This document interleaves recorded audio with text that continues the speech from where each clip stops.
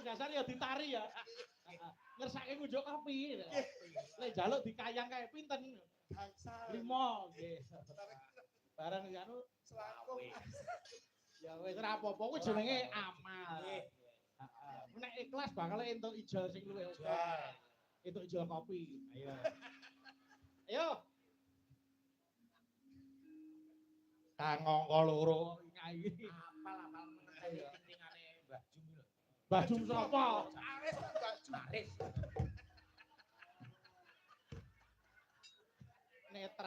Netrane. Ayo. Leh, iki lho aku dipisu-pisui Aris. Matane. Ayo Mas. Kang angka loro salat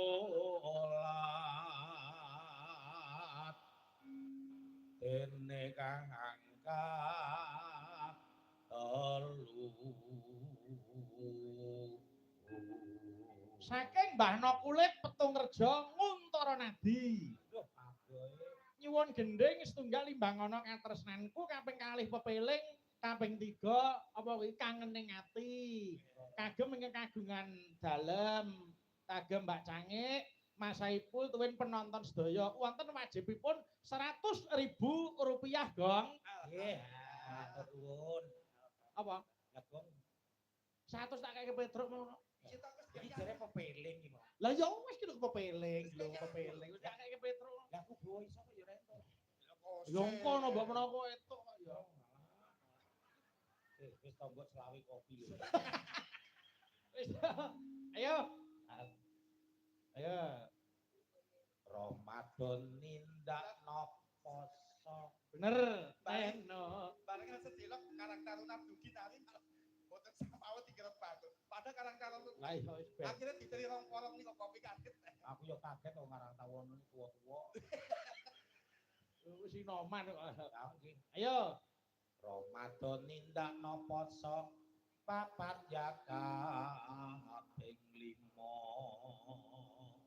ibadah haji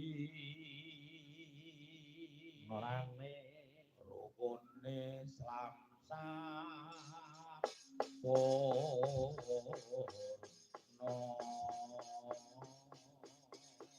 Buka celuk monggo digarap langgam sing Mbak Suci, monggo ketarengo miwiti buka celuk monggo. Iya Mbak.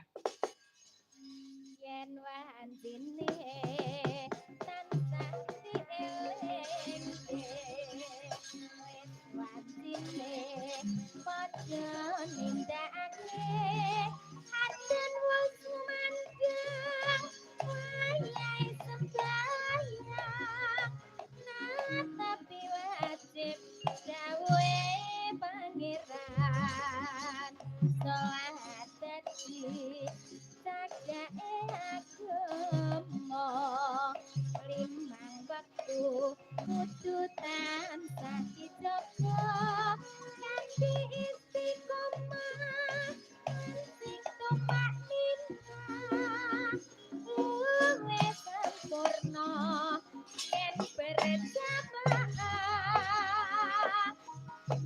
sabah Quran asar salat sayang tingadoke tindak mungkar maghrib lan isya jangkete prayogane ditambah salat sunahe ya sembrono iku perintah agama ngelinono ning donya mung sedhela sabar lan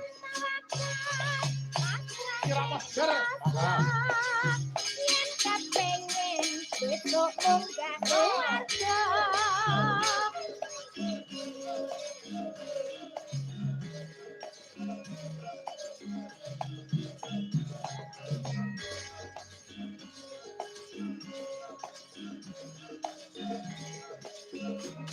Monggo tur sareng. Saya yen wajib